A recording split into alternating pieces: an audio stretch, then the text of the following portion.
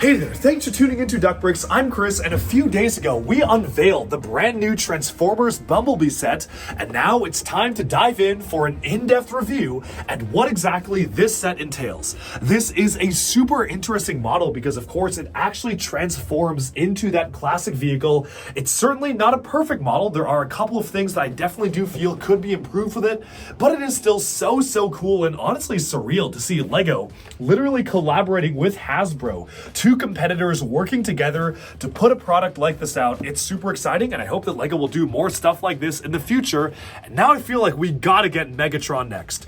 But before we get ahead of ourselves, let's go ahead and jump on in to an early review of the brand new LEGO Transformers Bumblebee launching on July 1st, 2024. Alright, here is set number 10338, Transformers Bumblebee. With 950 pieces, it retails for $90 and will release on July 1st, 2024.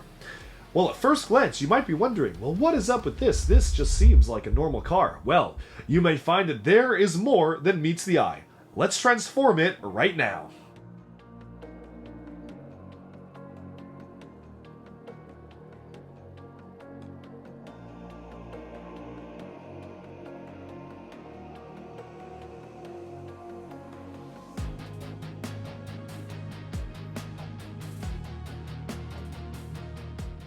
So here is the fully transformed mode of Bumblebee. And I definitely have to say, I do like it a lot better in robot form versus vehicle form. And we'll get more into that when we take another look at the vehicle form.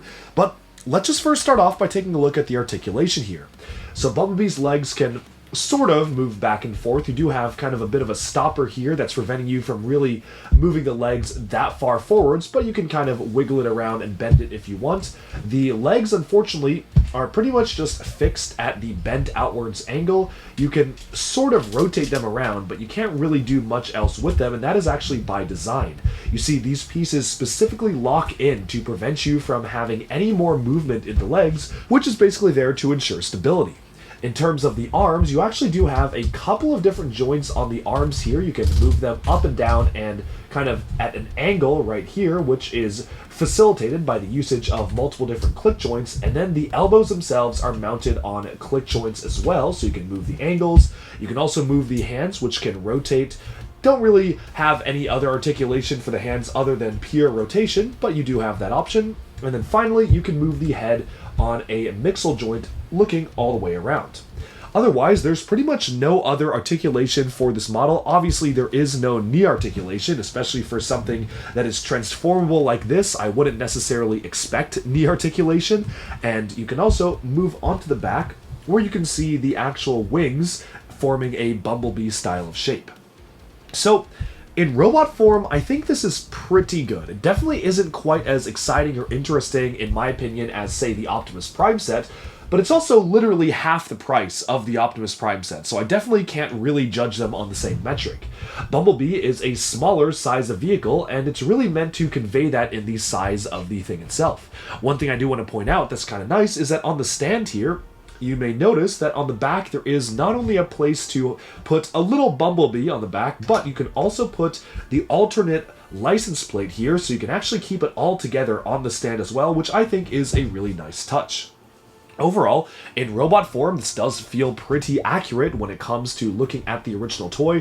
Full transparency, I did not grow up playing with Transformers, so I'm not super familiar with all the ins and outs, especially of the G1 toys, which this seems to be based on, but looking at Bumblebee, it seems generally okay. Not sure how I feel about the exposed studs here, feels a little bit unfinished to me, and I don't know, the legs just feel a little bit too straight. There was literally no attempt to even make some sort of a bend in the legs or add any sort of texture to make it look like there are knees. Literally, they are just two black rectangles, which I do sort of understand for the transformation feature, but it is something I do want to point out.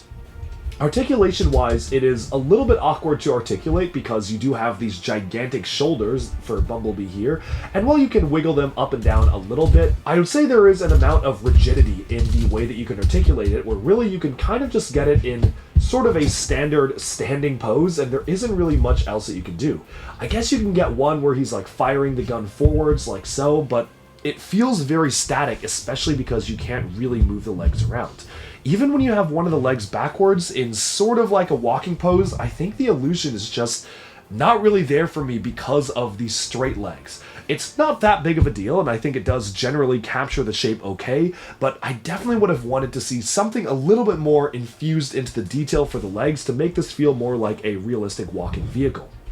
But now let's take a closer look at the car form, because of course the car is pretty much the most important piece of the model itself. So I'm actually going to go ahead and remove the gun here and just kind of set that aside. You do have to be a little bit careful with it because it looks like I've taken off a finger while I'm doing that. And let's go ahead and see that transformation feature when you actually transform it back into car mode.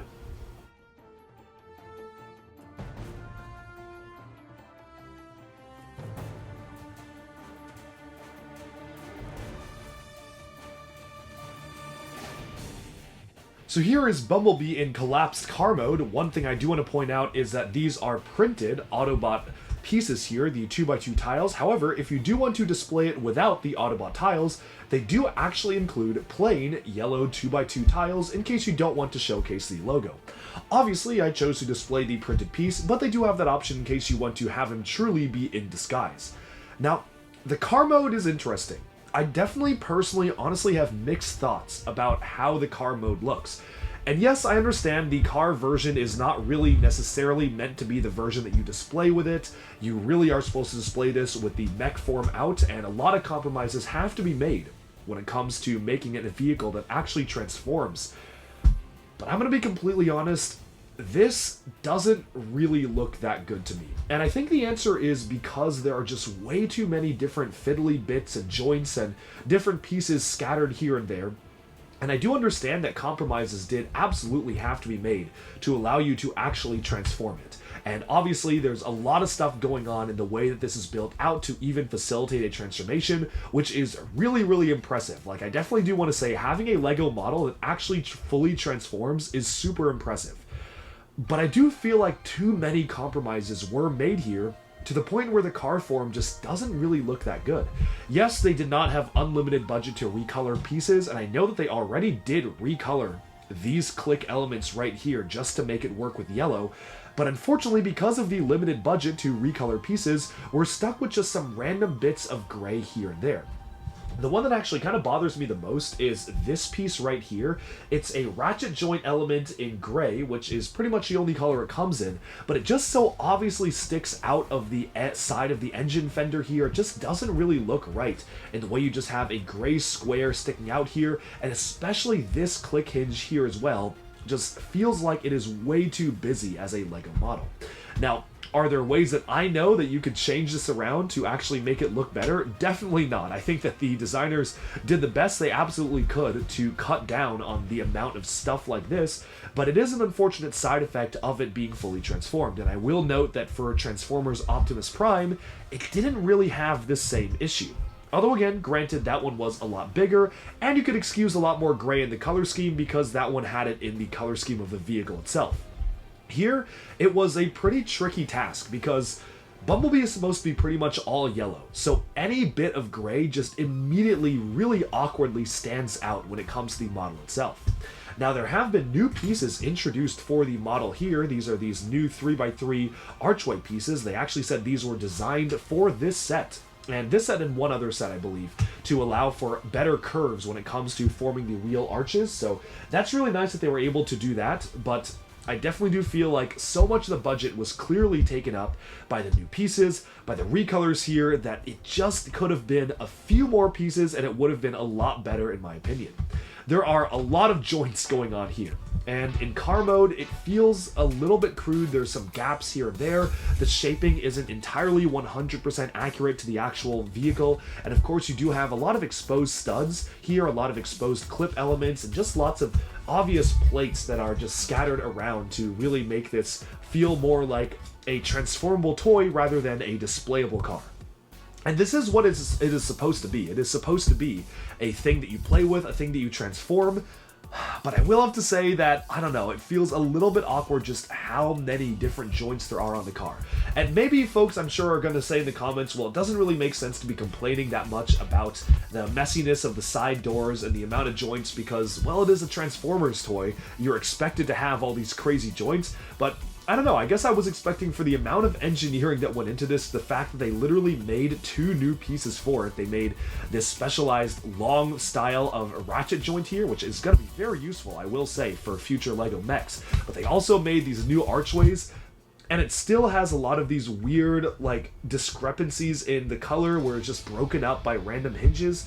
I don't know, I just feel like I'm not the biggest fan of how they pulled that off. One thing I will say though is that there are some very nice and cute details, like a little Bumblebee featured in the windscreen itself, which is very, very nice. Obviously the windscreen is absolutely packed full of studs in there, so there's just all stuff going in and around, and obviously it is also meant to be detachable, so this entire thing does detach, but it is what it is, and I do like some of those extra little details added in just to make it feel a little bit more like it has a personality to it. But overall, this is the car form. Not the biggest fan of the car form, and I definitely will say the robot form is better.